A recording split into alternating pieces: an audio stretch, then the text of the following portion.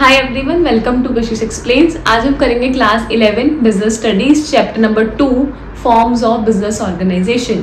इस चैप्टर में हमने various form of business organisation को स्टडी करना है। 5 बिजनेस ऑर्गेनाइजेशन हैं: sole proprietorship, joint Hindu family business, partnership, cooperative society and joint stock company. इसको हम 1 बाय 1 स्टडी करेंगे। सबसे पहले आता है आपके पास सोल प्रोप्राइटरशिप। सोल वर्ड से क्या मतलब होता है? One, only, only owner. Sole proprietorship वो बिजनेस ऑर्गेनाइजेशन है जहाँ पे जो ओनर है वो कौन सा होता है? Only one owner. जैसे हम नॉर्मल बुटीक शॉप्स ले लो, नॉर्मल रिटेल शॉप्स ले लो, जो छोटी मोटी रिटेल शॉप्स होती हैं, बुटीक हो गई, तो ये सैलून हो गया, तो ये सारी चीज़ें किस में आती है? आपकी सोल प्रोप्राइटरशिप में आती हैं। इसके हम स्टडी करेंगे फीचर्स, मैरिट्स एंड डीमेरिट्स। अगर आपको फीचर्स अच्छे से हो गए तो मैरिट्स डीमेरिट्स फीचर्स में से ही निकल जाते हैं। हमने हर फॉर्म ऑफ ऑर्गेनाइजेशन के मैरिट्स डीमेरिट्स करने हैं, बट आपको अलग से उसको लर्न करने की नीड नहीं है। अगर आप फीचर्स को ही अच्छे से कर लोगे तो मैरिट्स डीमेरिट्स ईजी हो जाएंगे। तो सोल प्रोप्राइटरशिप की पहली फीचर क्या है? Formation and closure.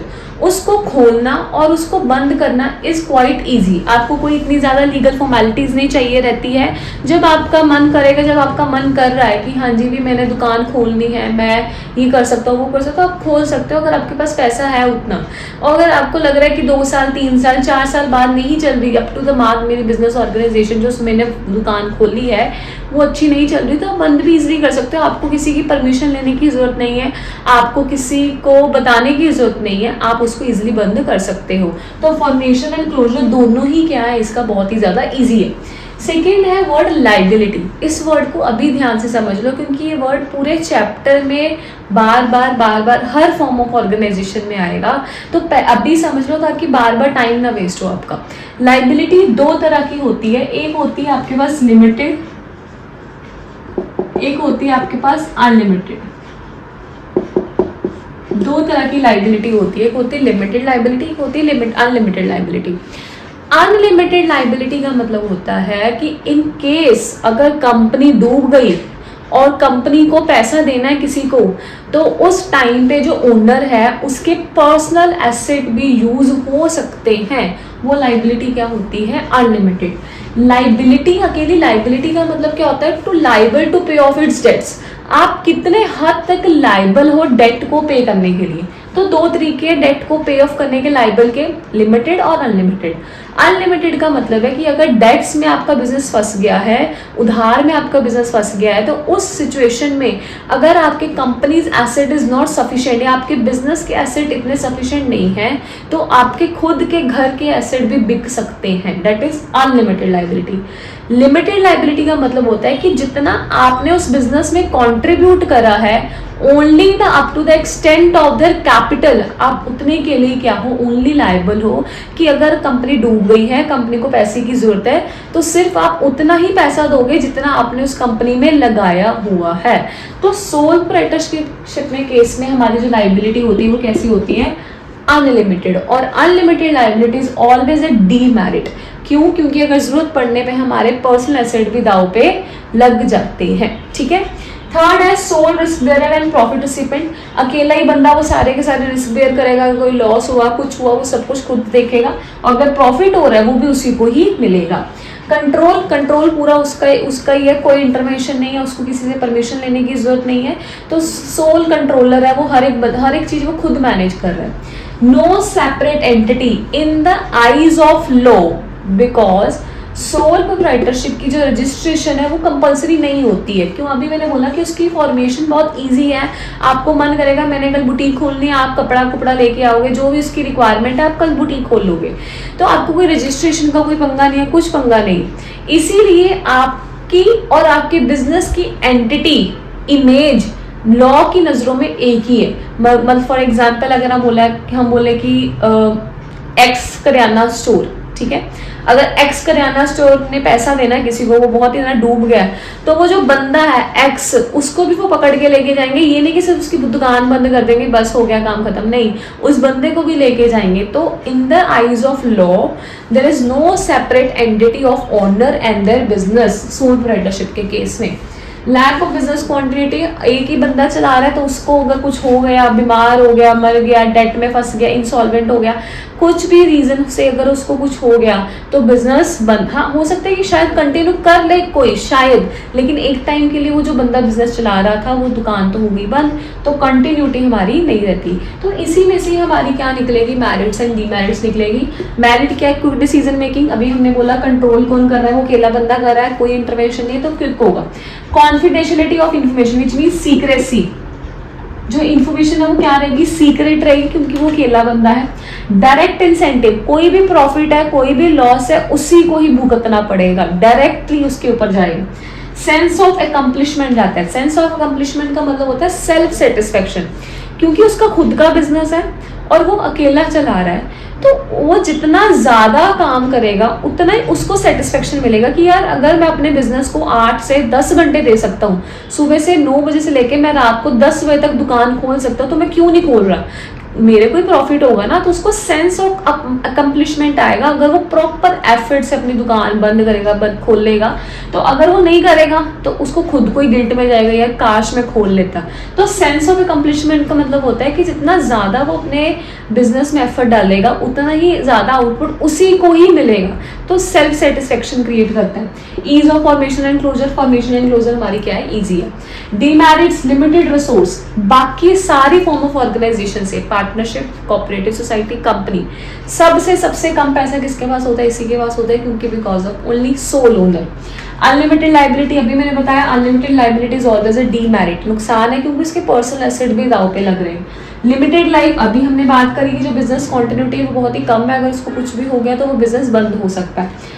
Limited managerial ability, एक बंदे के अंदर सारी एबिलिटीज नहीं हो सकती, प्रोडक्शन, मार्केटिंग, सेलिंग, परचेजिंग, हर एक स्किल, हर एक कला एक बंदे के होना इम्पॉसिबल चीज़ हो जाती है, तो वो मैनेजरियल एबिलिटी की कमी होती है। तो रिसोर्सेज की कमी होने की वजह से वो हायर भी नहीं कर सकता क्योंकि वो अकेला बंदा है, उसके पास पैसा ऑलरेडी कम है, तो वो बहुत सारे बंदों को हायर नहीं कर सकता, उसको खुद को ही वो चीज़ करनी पड़ती है, और वो चीज़ कहीं ना कहीं डीमेरिट में कंसीडर हो जाती है कि हर एक चीज़ में वो एक्सपर्ट नहीं हो सकता, तो मैनेजरियल एबिलिटी उसकी क्या होती है, कम होती है। तो ये हमारा फर्स्ट फॉर्म ऑफ बिजनेस है। हमारे पास सेकंड फॉर्म ऑफ बिजनेस आता है joint Hindu family business. Joint Hindu family business is the oldest form of business in India, India में ही पाया जाता है ये बिजनेस क्या होता है, जो पुश्तैनी बिजनेस हम इसको बोल देते हैं कि हमारा जो पुश्तैनों से यही चला आ रहा है कि हाँ जी हमारे परदादा भी ज्वेलर्स का काम करते थे, उसके बाद दादे उन्हें ज्वेलर्स का काम, उसके बाद हमारे पापा उन्हें ज्वेलर्स का काम, हमारे जो पीढ़ी दर पीढ़ी हमारा जो बिजनेस चलता आ रहा है that is joint Hindu family business. इसके लिए हमें क्या क्या चाहिए रहता है, इसमें हमें एक तो हमें एंसेस्ट्रल प्रॉपर्टी होनी चाहिए, एंसेस्ट्रल प्रॉपर्टी विच मीन्स कि जो हमारा पुश्तैनी बिजनेस है, जो हमारी पुश्तैनी ज़मीन है वो होनी चाहिए, और मिनिमम हमारी फैमिली में 2 मेंबर्स होने चाहिए, ये उसका क्राइटेरिया रहता है। और इसमें हमारे पास 2 तरह की पार्टीज होती है, एक होता है आपके पास कर्ता और बाकी होते हैं आपके पास को पार्टनर्स। कर्ता होता है as the eldest member of the family, जो उस टाइम पे उस फैमिली का सबसे बड़ा मेंबर होगा वो कौन होगा, कर्ता होगा। और को पार्टनर्स के बाकी रिमेनिंग मेंबर्स है उसको हम को पार्टनर्स कहते हैं। तो उसके फीचर्स डिस्कस करते हैं। फॉर्मेशन, अभी मैंने बोला इसको स्टार्ट कैसे करना है, एक तो 2 मेंबर्स होने चाहिए फैमिली में, और एंसेस्ट्रल प्रॉपर्टी होनी चाहिए, एंसेस्ट्रल जमीन होनी चाहिए, और इसकी जो मेंबरशिप होती है वो बाय बर्थ होती है, मतलब जैसे ही उस फैमिली में किसी ने जन्म लिया तो वो उस बिजनेस का क्या होगा, हिस्सेदार हो गया, वो उस बिजनेस का उसका हिस्सा उसका जुड़ चुका है साथ में। तो इसकी जो मेंबरशिप है वो कोई ऐसे कोई लीगल फॉर्मेलिटी नहीं करनी पड़ती, वो मेंबरशिप इज बाय बर्थ। उसके बाद आता है लाइबिलिटी। लाइबिलिटी मैंने क्या बोला था, 2 तरह की होती है, एक लिमिटेड एक अनलिमिटेड। इसमें देखते हैं कौन सी होती है। जो कर्ता होता है हमारा, जो एल्डेस्ट मेंबर है, उसकी जो लाइबिलिटी होती है वो कैसी होती है, अनलिमिटेड, मतलब अगर जरूरत पड़ी तो उसके पर्सनल एसेट जा सकते हैं, लेकिन जो बाकी को पार्टनर्स होते हैं उन सबकी लाइबिलिटी कैसी होती है, लिमिटेड, कि बाकियों का सिर्फ उतने तक की वो लाइबल है कि जितना हमारा हिस्सा है। फॉर एग्जाम्पल एक फैमिली में 5 बच्चे, सबका 10-10 लाख का हिस्सा है या 20-20 लाख का हिस्सा है, तो 20-20 लाख ही के लिए वो लाइबल है। अगर वो बिजनेस कोई डूब जाता है, बिजनेस को लॉस हो जाता है, तो वो सिर्फ कितना देंगे, 20 लाख ही देंगे जितना उनका हिस्सा बनता है। लेकिन जो करता है, जो एल्डेस्ट मेंबर है, उसके घर का सामान जा सकता है, उसके घर का सामान दाव पे लग सकता है। थर्ड आता है कंट्रोल। अब जिसकी लाइबिलिटी अनलिमिटेड होगी वही तो हक ज्यादा जमाएगा, तो कंट्रोल भी किसके हाथों में होता है, आपका कर्ता के हाथों में होता है। जिसकी लाइबिलिटी अनलिमिटेड है वही चलाएगा बिजनेस को। उसके बाद आता है कंटिन्यूटी। कंटिन्यूटी क्या रहती है कि नहीं रहती, जब कर्ता मर गया, जब जो हमारा एल्डेस्ट मेंबर है जो कंट्रोल कर रहा था जिसकी लाइबिलिटी अनलिमिटेड थी, अगर वो मर चुका है तो उसके बाद बिजनेस खत्म नहीं होगा। उसके बाद जो बिजनेस है वो नेक्स्ट एल्डेस्ट मेंबर चलाएगा। कर्ता जो था अगर उसको मर गया, अगर उसको कुछ हो गया तो next eldest member will be the कर्ता। तो कंटिन्यूटी हमेशा रहती है, बिजनेस कभी भी ये बंद नहीं होता है। माइनर मेंबर, माइनर कौन होता है, 18 से नीचे वाले। क्या माइनर मेंबर इसका मेंबर बन सकते हैं? यस, अभी हमने बोला कि जो मेंबरशिप है वो कैसी होती है, बाय बर्थ। जैसे एक बच्चे ने उस फैमिली में जन्म लिया तो उसका वो मेंबर बन चुका है उस बिजनेस का। आपके सिलेबस में ज्वाइंट हिंदू फैमिली बिजनेस के सिर्फ और सिर्फ फीचर्स हैं, मैरिज डीमैरिज नहीं है, तो यही 5 आपको फीचर्स आपको अच्छे से पढ़नी है। उसके बाद आता है आपके पास third form of business, partnership. Partnership का मतलब क्या होता है, जहां पे 2 या 2 से ज्यादा बंदे एग्री करते हैं प्रॉफिट और लॉस को शेयर करने के लिए, and carried on by all और one of them acting for all। for example आपके 3 पार्टनर्स हैं ABC, ठीक है, ये तीनों एग्री कर रहे हैं कि हम 2:2:2 में, मतलब 1:1:1 में प्रॉफिट और लॉस शेयर करेंगे, एंड तीनों ही लाइबल है एक दूसरे के लिए, which means carried on by all और एक्टिंग वन फॉर ऑल। अगर मान लो हम किसी मीटिंग के लिए गए, ये तीनों चले गए मीटिंग के लिए, ठीक है, और वो मीटिंग बहुत ही ज्यादा सक्सेसफुल हो गई, तो ये तीनों ने करा कैरिड ऑन बाय ऑल। अब फॉर एग्जाम्पल अगले हफ्ते दोबारा मीटिंग थी, उस टाइम पे बी हो गया बीमार या बी को कहीं और जाना पड़ेगा, बी नहीं आ पाया, ए और सी अकेले गए। अब ए और सी जब गए वो मीटिंग अनफॉर्चुनेटली वो नहीं हो पाई सक्सेसफुल। अब क्या बी ये बोलेगा कि मैं तो गया ही नहीं था, तो मैं तो लॉस का भरपाई हुई नहीं। कैरिड ऑन बाय ऑल सारे, और चाहे एक बाकियों के लिए काम कर रहा है, वो भी पार्टनरशिप कहलाती है। इस फीचर हम क्या बोलते हैं, mutual agency. Very important feature. Mutual agent का मतलब होता है every partner is principal as well as agent. Every partner owner भी है और वर्कर भी है एक दूसरे का, तो म्यूचुअल एजेंसी में ये क्या करते हैं, इन्वॉल्व होते हैं। फीचर स्टार्ट करते हैं फॉर्मेशन। इसको स्टार्ट करना क्या होता है, मिनिमम आपको कितने मेंबर्स चाहिए, 2 मेंबर्स चाहिए, और क्या चाहिए, पार्टनरशिप डीड।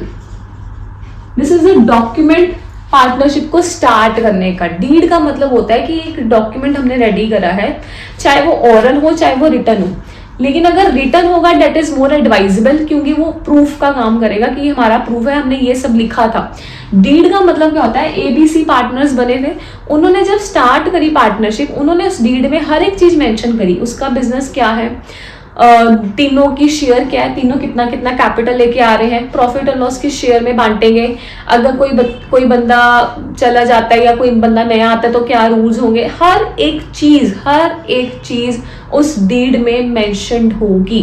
तो वो डीड रिटर्न भी हो सकती है, ऑरल भी हो सकती है, लेकिन एडवाइजेबल क्या होती है, रिटर्न होती है, और 2 मेंबर्स चाहिए। और इसकी जो रजिस्ट्रेशन होती है वो कंपलसरी नहीं है। एक्ट बना हुआ है पार्टनरशिप एक्ट 1932, बट रजिस्ट्रेशन अभी के लिए वो कंपलसरी नहीं है। आप करवाओगे तो अगेन वो एडवाइजेबल रहेगा, क्योंकि आपको कुछ ना कुछ बेनिफिट्स मिलेंगे, वो हम आगे पढ़ेंगे। लाइबिलिटी अगेन 2 तरह की होती है, लिमिटेड अनलिमिटेड। इसमें सारे पार्टनर्स की लाइबिलिटी क्या होती है, अनलिमिटेड, मतलब अगर जरूरत पड़ी तो उनके पर्सनल एसेट भी यूज हो सकते हैं। रिस्क बेयरिंग, तीनों ही आपस में मिलकर रिस्क बांटेंगे, ठीक है। डिसीजन मेकिंग एंड कंट्रोल कौन करेगा, अगर तीनों आपस में रिस्क बांट रहे हैं तो तीनों की लाइबिलिटी अगर अनलिमिटेड है तो तीनों डिसीजन भी क्या लेंगे, मिलकर ही लेंगे। मेजॉरिटी जो है डिसीजन होगा वो ही फुलफिल करा जाएगा। कंटिन्यूटी, अगर इसमें से बी मर गया तो क्या ए और सी पार्टनरशिप कर सकते हैं, नो, कर सकते हैं, लेकिन कंटिन्यूटी एक बार के लिए खत्म हो जाती है, उनको दोबारा नया सब कुछ दोबारा करना पड़ेगा, विच मीन्स नई पार्टनरशिप डीड बनानी पड़ेगी, हर एक चीज दोबारा करवानी पड़ेगी। तो कंटिन्यूटी खत्म हो जाती है कुछ टाइम पीरियड के लिए, अगर ए और सी कंटिन्यू करना चाहते हैं तो, अदरवाइज वो पार्टनरशिप खत्म हो जाती है। अगर वो करना चाहते हैं तो उनको दोबारा रीस्टार्ट करना पड़ेगा हर एक चीज का। तो कंटिन्यूटी क्या हो जाती है, कम हो जाती है, खत्म हो जाती है अगर एक बंदे को भी कुछ हो गया तो। Number of partners minimum 2, maximum is 50। और म्यूचुअल एजेंसी मैंने आपको बता दिया कि तीनों ही, every partner is principal as well as agent, every work in the organization या partnership is carried on by all or one of them acting for all, या तो सारे कर रहे हैं या फिर एक जना बाकियों के बिहाफ पे करेगा, उस सिचुएशन में भी सेम लाइबिलिटी रहेगी हर एक पार्टनर की। ठीक है, यहाँ तक क्लियर हुआ। उसके बाद पार्टनरशिप की मेरिट्स डिमेरिट्स आपके फीचर्स में से कवर हो जाएगा। Ease of formation and closure, balance decision making, सब कुछ मिलके करेंगे। मोर फंड्स, सोल प्रोप्राइटर से ज़्यादा फंड्स होगा। शेयरिंग रिस्क, सीक्रेसी, सीक्रेसी क्यों रहेगी? क्योंकि जो रजिस्ट्रेशन है वो आपकी ऑप्शनल है, आपकी कंपलसरी नहीं है, आपको रजिस्ट्रेशन करवाना ही करवाना है। जिस फॉर्म में रजिस्ट्रेशन करवाना कंपलसरी होता है उस फॉर्म में अपनी सारी इन्फॉर्मेशन बताना भी क्या होता है, कंपलसरी होता है। डीमेरिट्स क्या होगा? Unlimited liability is always a demerit. Limited resource, यहाँ पे बोल रहे ज्यादा फंड है as compare to sole proprietor, यहाँ पे बोल रहे रिसोर्सेज कम है as compare to company. Company के कंपैरिजन में इसमें फंड क्या होते हैं, कम होते हैं, क्योंकि मेंबर सिर्फ 50 ही होते हैं, उससे ज़्यादा नहीं हो सकते। पॉसिबिलिटी ऑफ कन्फ्लिक्ट, जहाँ पे एक से ज़्यादा मेंबर्स आएंगे वहाँ पे लड़ाई होने के भी चांसेस रहते हैं। लैक ऑफ कंटिन्यूटी, एक पार्टनर मर गया तो पार्टनरशिप डीड खत्म, आपको सब कुछ दोबारा करना पड़ेगा। लैक ऑफ पब्लिक कॉन्फिडेंस, अगर आप लोगों को कुछ बताओगे नहीं, अभी हमने बोला सीक्रेसी है, हम कुछ नहीं बता रहे लोगों को अपने फर्म के बारे में, तो अगर आप कुछ बताओगे नहीं तो पब्लिक का कॉन्फिडेंस आपकी ऑर्गेनाइजेशन के ऊपर कभी बैठेगा नहीं। उनको नहीं पता होगा कि आपकी फर्म कैसी है कैसी नहीं है, तो पब्लिक कॉन्फिडेंस क्या हो जाता है, कम हो जाता है। उसके बाद पार्टनरशिप में नेक्स्ट टॉपिक है type of partners. 6 type of partners होते हैं आपके पास। सबसे पहले हम इन बेसिस के अकॉर्डिंग इनको पढ़ेंगे। कैपिटल कंट्रीब्यूशन, मैनेजमेंट में पार्ट लेना है कि नहीं लेना, शेयर इन प्रॉफिट और लॉस, और लाइबिलिटी कैसी है। लाइबिलिटी हर पार्टनर की अनलिमिटेड रहने वाली है। अभी हमने बोला कि पार्टनरशिप में पार्टनर की लाइबिलिटी क्या होती है, अनलिमिटेड रहती है। एक्टिव पार्टनर, एक्टिव से समझ में आ रहा है, एक्टिवली पार्टिसिपेट कर रहा है, कैपिटल भी लेके आएगा, मैनेजमेंट में पार्ट करेगा, प्रॉफिट और लॉस में भी शेयर करेगा, लेकिन लाइबिलिटी क्या रहेगी उसकी, अनलिमिटेड रहेगी।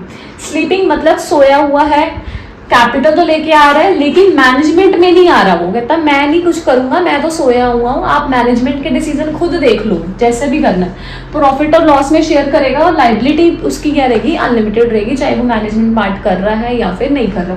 सीक्रेट, कैपिटल लेके आएगा, मैनेजमेंट में पार्ट तो करेगा लेकिन सीक्रेटली करेगा, मतलब पब्लिक को नहीं पता होगा कि हमारा पार्टनर है। एबीसी पार्टनर है लेकिन एक डी भी है, लेकिन ये D is a secret partner, लोगों को नहीं पता कि हमारी फर्म का पार्टनर है, बट ये पार्टनर है, वो कैपिटल लेके आ रहा है, शेयर भी कर रहा है, लाइबिलिटी भी उसके लिमिटेड है, लेकिन जब मैनेजमेंट में डिसीजन लेने की बारी आती है, आगे आने की बारी आती है, वो छुप जाता है, वो नहीं आता।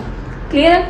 उसके बाद आता है नॉमिनल। नॉमिनल के आगे 2 सब पार्ट्स हैं, estoppel, partner by estoppel and partner by holding out. Nominal से याद रखो N for nominal, N for nominal, N for name. Nominal partner वो होता है जो अपना अलाउ करता है टू यूज हिज और her name in the partnership firm. For example मेरी एबीसी, अगर वही सेम एग्जाम्पल लेते हैं, एबीसी पार्टनर है, डी जो बंदा था ना, एक अलग बंदा था, थर्ड पार्टी थी, उसका मार्केट में नाम बहुत ज्यादा है, बहुत ही अच्छा रेपुटेशन है उसकी, बहुत ही ज्यादा, और डी बाई चांस बी का दोस्त है। तो एबीसी गए किसी मीटिंग को करने के लिए, तो उसने डी जो दोस्त था डी का, उसने बोला यार मेरी मीटिंग बहुत ज़रूरी है, ऐसे ऐसे, तू उसको जानता है? वो कहता हाँ भी मैं तो जानता हूँ। तो वो क्या करा कि उसने कहता कि जाके मेरा नाम ले लियो कि मैं पार्टनर हूँ, मेरा नाम ले देना। तो एबीसी ने क्या करा, वहाँ पे जाके जब वो मीटिंग कर रहे थे, उन्होंने डी का नेम मेंशन करा कि हम डी के रेफर में है या फिर डी हमारे साथ काम करता है, तो उन्होंने डी का नेम यूज करा। उस केस में उसका नॉमिनल पार्टनर आ जाता है, वो D is a nominal partner. क्या वो कैपिटल लेके आया? नहीं लेके आया। क्या वो मैनेजमेंट में डिसीजंस लेगा? नहीं लेगा। शेयर करेगा? नहीं करेगा, प्रॉफिट और लॉस का कोई हिस्सेदार नहीं, लेकिन लाइबिलिटी उसकी क्या, अनलिमिटेड है। अगर कोई भी कल को दिक्कत आती है उस मीटिंग में या इन फ्यूचर कुछ भी होता है, तो जब डी का नाम यूज हुआ था ना, तो वो जाके डी को भी पकड़ सकते हैं कि आपका भी नाम यूज यहाँ पे हुआ था। उसके बाद इसी का ही सब पार्ट है पार्टनर बाय एस्टोपल। एस्टोपल का मतलब होता है कंडक्ट। अब यहाँ पे डी का नेम नहीं यूज हुआ, डी को साथ ही ले गए, वो कहते हैं साथ चलो हमारे, और वहां पे डी इतना ज्यादा एक्टिवली पार्टिसिपेट कर रहा है, वहां पे वो अपना कंडक्ट, अपना बिहेवियर, अपने मैनर्स ऐसे शो कर रहा है कि उनकी फर्म का वो पार्टनर है। ठीक है, तो अपने कंडक्ट से वो थर्ड पार्टी को ये शो कर रहा है कि D is the partner of ABC limited. तो ना ही वो कैपिटल लेके आया, ना ही वो मैनेजमेंट में आ रहा है, ना ही वो शेयर ऑफ प्रॉफिट, सिर्फ लाइबिलिटी उसकी अनलिमिटेड है। होल्डिंग आउट का मतलब होता है कि ना ही नेम यूज कर रहा है ना ही कंडक्ट कर रहा है, लेकिन साथ में जा रहा है, बट निग्लेक्ट भी नहीं कर रहा कि मैं इसका पार्टनर हूँ, विच मीन्स कि वो साथ गया बस बैठा है, ना ही उसने कुछ ये बोला कि हाँ भी मैं इसका पार्टनर हूँ, और अगर हाँ नहीं बोला तो ना भी नहीं बोला, तो वो निग्लेक्ट भी नहीं कर रहा, तो वो किस में आता है, आपका होल्डिंग आउट में आता है। सेम फीचर्स रहती है नॉमिनल, क्योंकि ये नॉमिनल के पार्ट्स हैं। लायबिलिटी हमें हमारी क्या रहेगी, उसकी अनलिमिटेड ही रहेगी, ठीक है। उसके बाद हमारा पार्टनरशिप में नेक्स्ट टॉपिक आता है टाइप ऑफ पार्टनरशिप। पहले हमने क्या था, टाइप ऑफ पार्टनर्स, ये है type of partnership. Type of partnership दो तरह की हो सकती है, on the basis of duration, on the basis of liability. Duration का मतलब क्या होता है, time period. On the basis of duration partnership at will, partnership particular partnership. Will का मतलब क्या होता है, मर्जी से। जो ABC पार्टनर बने हैं वो अपनी मर्जी से उन्होंने स्टार्ट करा है, और अपनी मर्जी से वो जब मर्जी बंद कर सकते हैं। विल के ऊपर वो बनाई गई है। हमने जो डीड बनाई थी स्टार्टिंग में, वहाँ पे लिखा है कि पार्टनरशिप एट विल है, जब हमारी मेजोरिटी होगी कि बंद करना है वो बंद कर देंगे। पर्टिकुलर पार्टनरशिप का मतलब है कि या तो उन्होंने कुछ स्पेसिफिक टाइम के लिए बनाई है, फॉर एग्जाम्पल 4 साल के लिए, 5 साल के लिए, या फिर उन्होंने पर्टिकुलर प्रोजेक्ट के लिए बनाई है। फॉर एग्जाम्पल एक बिल्डिंग कंस्ट्रक्ट करनी है, उस बिल्डिंग को कंस्ट्रक्ट करने के लिए ABC पार्टनर्स बने हैं। जब वो बिल्डिंग बन गई अच्छे से, तो वो पार्टनरशिप ऑटोमेटिकली क्या हो जाएगी, डिसॉल्व हो जाएगी। और ये चीज़ वो अपनी डीड में लिखेंगे कि जो पार्टनरशिप है वो स्टैब्लिश करी गई है for the purpose of the construction of building. तो जब वो बिल्डिंग बन गई तो वो ऑटोमेटिकली पार्टनरशिप कर जाएगी, डिसॉल्व हो जाएगी। On the basis of liability दो तरह की होती है, जर्नल पार्टनरशिप, जो कभी पढ़ के आए पार्टनरशिप के फीचर्स, मैरिज डिमेरिट। जो नॉर्मल पार्टनरशिप आपने पढ़ी कि सारे पार्टनर्स की लायबिलिटी अनलिमिटेड होती है, कंट्रोल तीनों के पास होता है, ठीक है। तो ये चीजें। लिमिटेड लायबिलिटी पार्टनरशिप का मतलब होता है कि अलग है, टाइप ऑफ पार्टनरशिप है। यहाँ पे क्या होता है, ये कंपनी की तरह होती है। यहाँ पे जो लायबिलिटी होती है हर पार्टनर की कैसी होती है, लिमिटेड। सिर्फ एक पार्टनर की क्या होती है, अनलिमिटेड होती है, और वो ही कंट्रोल करता है, वो ही मैनेज करता है, बाकी सबकी लायबिलिटी लिमिटेड होती है। जो कंपनी की फीचर्स है कि अगर कोई मेंबर मर गया तो वो चलती रहेगी। जनरल पार्टनरशिप में क्या था कि अगर कोई मेंबर मर गया तो वो बंद हो जाएगी, नहीं, इसमें नहीं है। इसकी सारी की सारी फीचर्स कंपनी के साथ मैच होती हैं कि लायबिलिटी अनलिमिटेड है, एक जाने की अनलिमिटेड रहेगी जो कंट्रोल करेगा, लाइफ इसकी लिमिटेड नहीं है, सेपरेट एंटिटी नहीं है, तो हर एक चीज कंपनी जैसे। उसके बाद आता है आपके पास टॉपिक पार्टनरशिप डीड। अभी हमने पढ़ा पार्टनरशिप डीड क्या होता है, एक डॉक्यूमेंट होता है जो कंपनी को स्टार्ट करने के लिए हमें बनाना इज कंपल्सरी, हमें बनाना ही पड़ेगा। बट वो ओरल भी हो सकता है, रिटर्न भी हो सकता है सॉरी, वो ओरल भी हो सकता है, रिटर्न भी हो सकता है, बट एडवाइजेबल क्या है, रिटर्न है, क्योंकि रिटर्न क्या काम करेगा, प्रूफ का काम करेगा अगर इन फ्यूचर कोई भी कन्फ्लिक्ट्स होते हैं तो। उसके बाद आता है टॉपिक आपका रजिस्ट्रेशन। रजिस्ट्रेशन वो भी क्या है, आपकी कंपल्सरी नहीं है। अगेन वही, अगर करवाओगे तो वो आपके लिए ही क्या रहेगा, बेनिफिशियल रहेगा। तो रजिस्ट्रेशन में 2 क्वेश्चन आ सकते हैं। एक क्वेश्चन आता है कॉन्सिक्वेंसेस ऑफ नॉन रजिस्ट्रेशन। अगर आप अपनी फॉर्म को रजिस्टर नहीं करवाते हो तो आपको क्या कॉन्सिक्वेंसेस हो सकते हैं, या फिर इसी कोई वो मोल्ड करके डाल सकते हैं, बेनिफिट्स ऑफ रजिस्ट्रेट। अगर आप रजिस्टर्ड करवाओगे तो फायदे क्या होंगे। It is very very important question, 3 number में आ जाता है सीधा सीधा कि अगर आप रजिस्टर नहीं करवा रहे तो आपको क्या कॉन्सिक्वेंसेस उठाने पड़ेंगे। क्या कॉन्सिक्वेंसेस उठाने पड़ेंगे, partner of unregistered firm can not file suit against other partner. Again वही सेम एग्जांपल, ABC, अगर ABC पार्टनर्स है, उनकी फर्म अनरजिस्टर्ड है, तो A बंदा B के ऊपर केस नहीं कर सकता। सेकेंड, पूरी फॉर्म ABC फॉर्म वो किसी थर्ड पार्टी के ऊपर भी केस नहीं कर सकती। फॉर्म पार्टनर के ऊपर नहीं कर सकती, ABC मिल के A के ऊपर केस नहीं कर सकते। तो मतलब कि ना पार्टनर के ऊपर कर सकता है केस, ना फर्म किसी थर्ड पार्टी के ऊपर कर सकती है, और ना फर्म पार्टनर के ऊपर कर सकती है। इसी को पुट्ठा कर दोगे अगर बेनिफिट्स का क्वेश्चन आएगा कि ये चीजें कर सकते हैं, ठीक है। लास्ट क्वेश्चन आता है प्रोसेस ऑफ रजिस्ट्रेशन। अगर आपने रजिस्ट्रेशन करवानी है तो आप कैसे करवाओगे? सबसे पहले आप एप्लीकेशन सबमिट करवाओगे किसको? रजिस्ट्रार ऑफ द पार्टनरशिप को, जिसमें आप सब कुछ लिखोगे जो डीड में लिखते हो। सेकंड, उसको जो फीस है वो रिक्वायर्ड वो सबमिट करवाओगे। थर्ड, रजिस्ट्रार अप्रूव करेगा, वेरीफाई करेगा और वो आपको क्या दे देगा? Certificate of registration. तो हमने 3 फॉर्म ऑफ ऑर्गेनाइजेशन कवर करी हैं, sole proprietorship, joint Hindu family business and partnership. बाकी का हम नेक्स्ट वीडियो में कवर करेंगे। आई होप ये आपको तीनों फॉर्म ऑफ ऑर्गेनाइजेशन अच्छे से समझ में आ चुकी होगी। और अगर कोई भी डाउट है इसके रिगार्डिंग आप इसे कमेंट सेक्शन में जरूर पूछो। टिल देन हम मिलते हैं नेक्स्ट वीडियो में। Till than happy learning and thank you.